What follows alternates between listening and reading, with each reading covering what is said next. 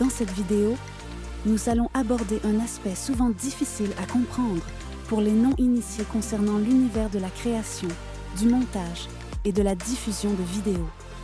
Aujourd'hui, nous allons parler de format, de résolution, de codec, de taille, de ratio ou rapport d'aspect et même de débit, de fréquence ou d'images par seconde. Il est parfois très compliqué de s'y retrouver parmi tous ces termes appartenant au monde de l'audiovisuel que de nombreuses personnes confondent. Je vais vous expliquer le plus simplement possible, à l'aide d'exemples et même de métaphores, tous ces termes dans l'ordre suivant: le format, le rapport d'aspect ou ratio, le codec, la résolution, la taille, le bitrate, la fréquence ou image par seconde. Et petit bonus, je vous expliquerai la différence notoire entre les images en HDR et en SDR pour mieux savoir quand utiliser l'un ou l'autre pour une diffusion sur grand écran ou sur un mobile. Pour finir, nous verrons plus en détail les formats vidéo les plus courants ainsi qu'un format spécial animation nommé Lottie. Allez, c'est parti pour ce joli programme.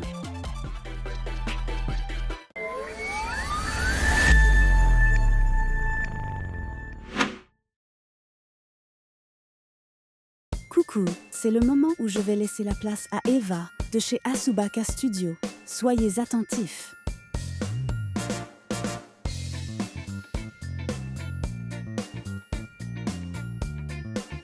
Bonjour, je suis Eva et c'est moi qui vais vous présenter les différents termes dans l'ordre que Asa vous a annoncé. Commençons donc avec le format. Qu'est-ce que le format? Eh bien, il faut visualiser une boîte dans laquelle le fichier audiovisuel est rangé. C'est une enveloppe qui contient la vidéo, l'audio, les sous-titres et parfois des métadonnées tout à la fois. Ces métadonnées sont des informations sur le fichier comme le titre, les sous-titres, le timecode, etc. Ces formats peuvent être de type MP4, AVI ou MKV. Le format vidéo, c'est comme une boîte ou un conteneur qui contient la vidéo, l'audio, les sous-titres et d'autres données. Chaque format fonctionne avec certains codecs. En fonction du format, la qualité et la taille de la vidéo peuvent varier. Le choix d'un format dépend donc de ce que vous voulez en faire. Publier une vidéo sur YouTube, la graver sur un DVD ou encore la lire sur un téléviseur par exemple.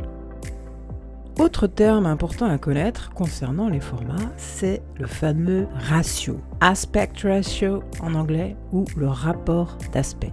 Il s'agit de la relation proportionnelle entre la largeur et la hauteur de l'image, comme par exemple le format carré, beaucoup utilisé sur les médias sociaux en ligne, a un rapport d'aspect 1 pour 1, c'est-à-dire que sa largeur est égale à sa hauteur avec la résolution par exemple de 1080 sur 1080 pixels pour un format Full HD.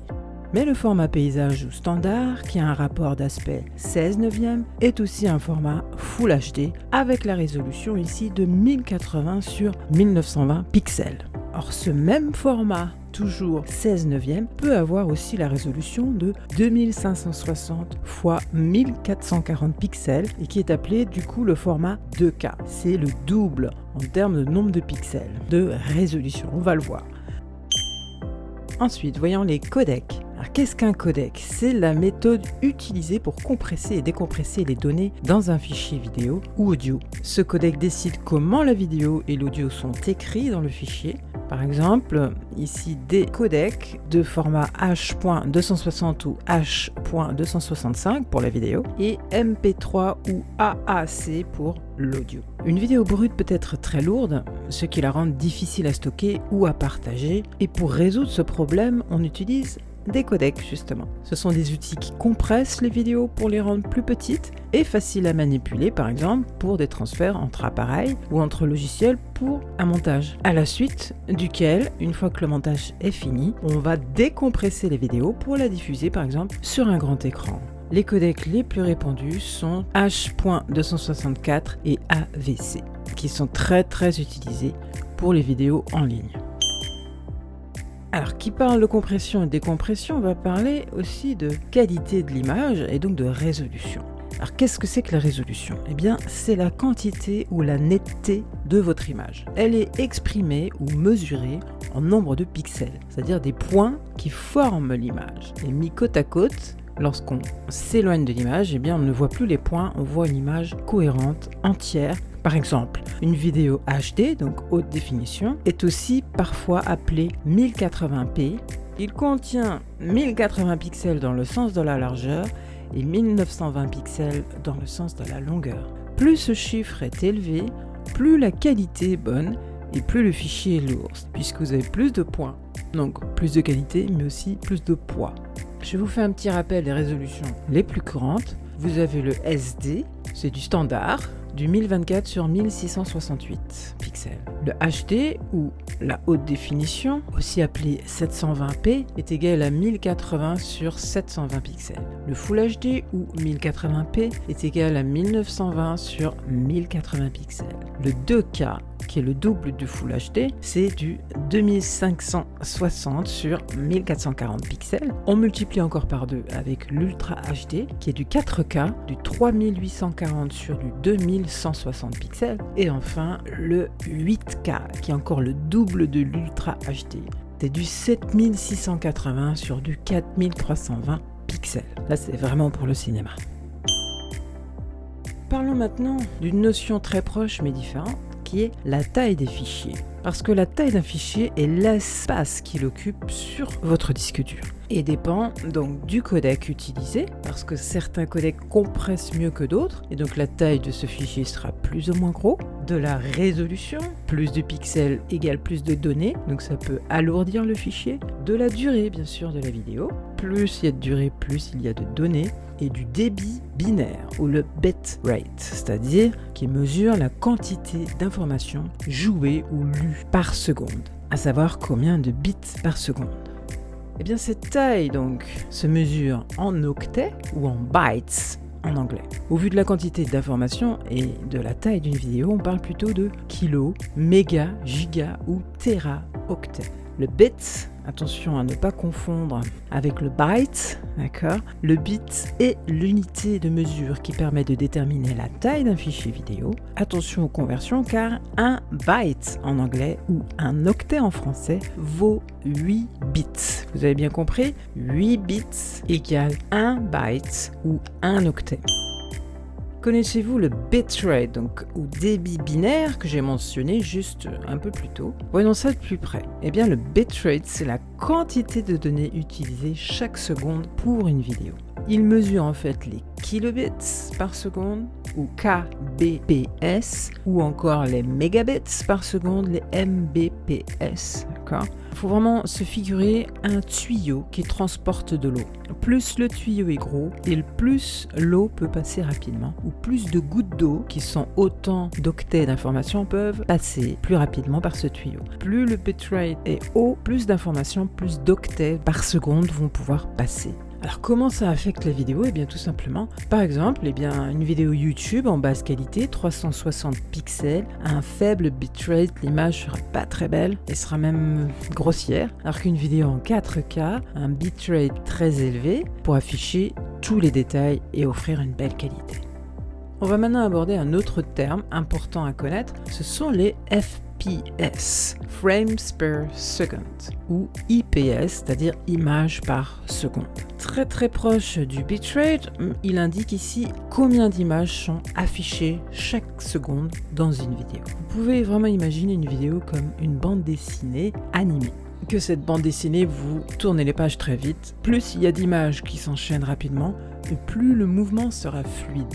Comme ça, un 24 fps, 24 images par seconde, comme au cinéma, c'est suffisant pour un rendu relativement naturel. Alors que si vous descendez plus bas, de vieux films, en noir et blanc, avant les années 50, c'était souvent du 18 images par seconde, ou du 16. Et du coup, c'était un peu saccadé. Aujourd'hui, pour tout ce qui est numérique, on passe aux 60 fps, ou IPS, qui est nettement plus fluide et vraiment idéal pour des vidéos d'action ou des jeux vidéo. Ça donne une incroyable fluidité.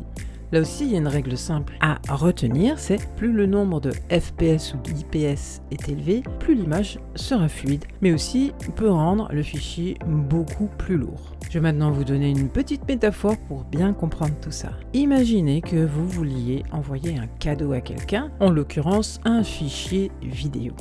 Dans ce paquet, dans ce cadeau, nous avons le format, tout d'abord, qui est la boîte d'emballage ou le conteneur de ce fichier vidéo et qui regroupe en plus de la vidéo, également de l'audio, du titre, des sous-titres, de tout ce qui est métadonnées. Tout ça est compris dans le format, dans la boîte d'emballage. Ensuite, le codec est la manière de plier le cadeau, soit d'encoder ce fichier pour qu'il prenne moins de place grâce à une compression et qu'ensuite on lui permette d'avoir une meilleure qualité avec une décompression une fois que vous avez ouvert le cadeau et que vous avez décidé de visionner le fichier. Il y a également la résolution qui est la taille du cadeau qui détermine la qualité et la netteté en fait du fichier vidéo. Donc ça c'est la résolution, d'accord? Ce sont les dimensions du cadeau. Et enfin, il y a la taille du fichier qui est le poids total du colis une fois emballé. Hey, c'est le moment de la pause promotionnelle. Votre budget est serré, mais nos services sont abordables. Notre nouveau service de conversion et de compression audio-vidéo et images ne coûte que 10 €. Allez voir notre site sous le menu Tarif Service, conversion multiformat. Sans oublier tous nos autres services en promotion en ce moment. Azubaka Studio vous propose de la création d'animations en 3D et en motion design, ainsi que du montage dynamique plus classique, mais également de l'optimisation de vos vidéos en véritable tunnel de vente et d'acquisition de prospects. Sans oublier nos conseils en stratégie marketing vidéo pour développer votre marque efficacement. Vous avez certainement déjà entendu parler de HDR et de SDR en photo. Votre téléphone vous l'a certainement déjà demandé. Il vous a même pris des photos en HDR. Vous ne saviez pas vraiment à quoi ça correspond. Que sont le HDR et le SDR? Eh bien, HDR signifie High Dynamic Range, c'est-à-dire une plage dynamique de haute capacité. C'est en fait une norme technologique qui rend les images plus détaillées, plus lumineuses et colorées. Cette technique permet de mieux voir les parties sombres et lumineuses d'une image, ce qui la rend plus réaliste et vivante. Il y a donc plus de contraste et plus de dynamique dans les couleurs. Contrairement au SDR, Standard Dynamic Range, c'est-à-dire une plage de dynamique standardisée. C'était la méthode classique d'avant, qui affichait des images avec des couleurs moins intenses et un contraste plus limité, il y avait moins de contraste. Il faut retenir ici donc les différences principales. Le HDR permet des couleurs plus profondes et variées, plus de zones sombres montrant plus de détails et des parties très lumineuses qui ne sont pas éblouissantes pour autant, tout en conservant plus de détails. Alors qu'avec le SDR, les images peuvent paraître plus ternes. Du coup, aujourd'hui, la norme pour enregistrer des images, ce sera de choisir du HDR. On va maintenant aborder les formats vidéo les plus courants à connaître absolument.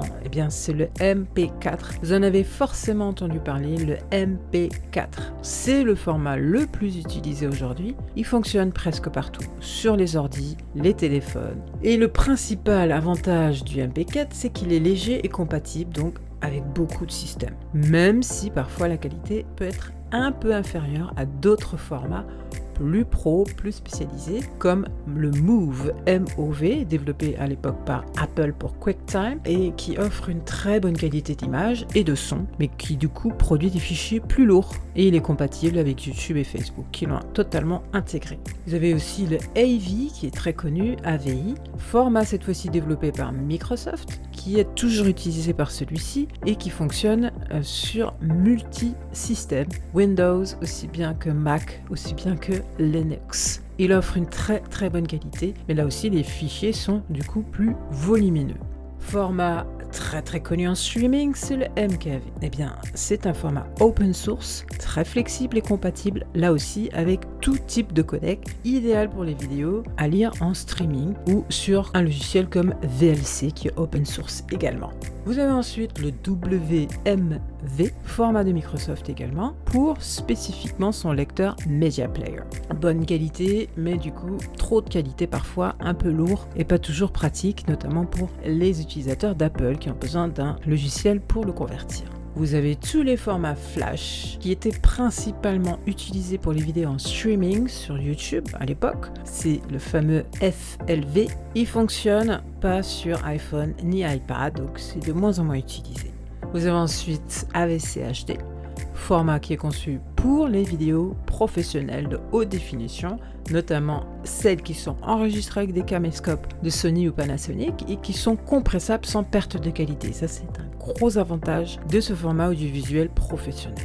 Nous avons ensuite un format de plus en plus utilisé qui s'appelle le WEBM ou WebM parce que c'est un format idéal pour intégrer des vidéos sur Internet. Et donc, il devient de plus en plus commun, il est léger et permet un chargement rapide, vraiment nickel pour le streaming. Il est donc accepté sur toutes les plateformes qui diffusent de la vidéo. Et à ne pas oublier, même s'il devient de moins en moins important, c'est le fameux MPEG 2 qui était utilisé pour graver des vidéos sur DVD. Du coup, c'est une haute qualité et c'est assez lourd. Vous avez ensuite en audio le MP3 qui est très très courant pour les fichiers audio compressés qui gardent une bonne qualité et le WAV qui est au contraire une qualité non compressée qui est vraiment idéal pour les montages professionnels. Je vous conseille de toujours travailler avec du WAV si vous pouvez et d'ensuite le compresser en MP3 pour du streaming par exemple. Et enfin, les codecs vidéo les plus importants à retenir, c'est le H264 et la version d'après, le H265, aussi appelé HEVC. H264 est plus utilisé pour la compression HD, High Definition, et le H265 est surtout utilisé pour les vidéos 4K, plus efficace donc plus lourd aussi. Et enfin le ProRes codec professionnel utilisé pour minimiser la perte de qualité entre une caméra et un logiciel de montage par exemple. On va maintenant parler d'un format spécifique, un format qui est notamment accepté par Create Studio Pro. Ce type de fichier s'appelle les fichiers Lottie. Alors, qu'est-ce qu'un fichier Lottie ? Un Lottie est un fichier d'animation utilisé pour des vidéos ou des animations interactives, très souvent utilisé sur le web ou dans les applications mobiles. Il est exporté au format JSON, qui est un langage informatique qui est très très adapté au web. Il est du coup très léger, parfait pour des animations de qualité et notamment modifié dans After Effects, mais aussi donc Create Studio. Les Lottie sont vraiment parfaits pour faire des animations très légères qu'on peut facilement modifier pour les rendre interactives, pour les transformer par exemple en un bouton cliquable. Et voilà, nous avons fait un grand tour d'horizon de tous ces termes techniques propres au domaine de l'audiovisuel et qu'il est important de connaître et plus encore de comprendre. Alors, je vais vous donner une première astuce, c'est de vous entraîner à convertir et compresser des vidéos avec des outils payants ou gratuits en ligne tels que Descript ou encore le fameux VLC ou même un produit payant qui au départ est gratuit, UniConverter de Wondershare qui offre un essai gratuit. Entraînez-vous avec Create Studio à exporter une même vidéo dans différents formats ou à modifier son ratio par exemple avant export. Vraiment testez et amusez-vous. Parce que c'est ainsi que vous allez apprendre et comprendre la différence. Une plus grosse astuce pour apprendre encore plus vite, c'est de reprendre toutes ces informations et de vous les approprier en les reformulant avec vos propres mots. Moi, je le fais beaucoup, c'est-à-dire je vais lire une information, je vais lire une page, écouter un cours et je vais prendre des notes. Reformuler les informations avec mes mots à moi, des expressions, des petites notes que j'ai prises. Et enfin, une fois que j'ai pris ces notes, que je les ai relues, si en plus je suis capable de retransmettre, d'enseigner ces informations à quelqu'un d'autre, alors cela va encore améliorer ma compréhension. Je vais mieux mémoriser les informations si je suis capable de les expliquer. Quoi qu'il en soit, je vous invite à retrouver la transcription de cette vidéo qui est essentielle pour vous, qui êtes amateur de montage vidéo. Vous allez retrouver le contenu de cette vidéo dans un article de blog que nous publions donc sur notre site dans la section blog. Je vous mets donc le lien de notre blog dans la description de cette vidéo. Je vous dis à très vite dans une prochaine vidéo. J'ai un bonus incroyable à vous proposer, ce guide des formats vidéo et images sur les réseaux sociaux en 2025. Il y a les plus grandes plateformes, YouTube, TikTok, Instagram, Facebook, X, ex-Twitter, Pinterest, LinkedIn et même Snapchat.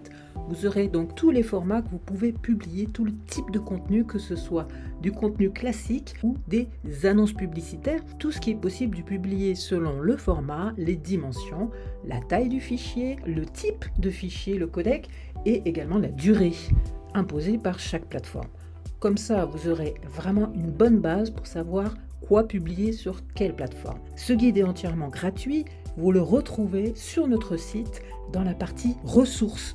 Je mets le lien dans la description, retrouvez cette ressource gratuite sur azubakastudio.digital/ressources avec un S.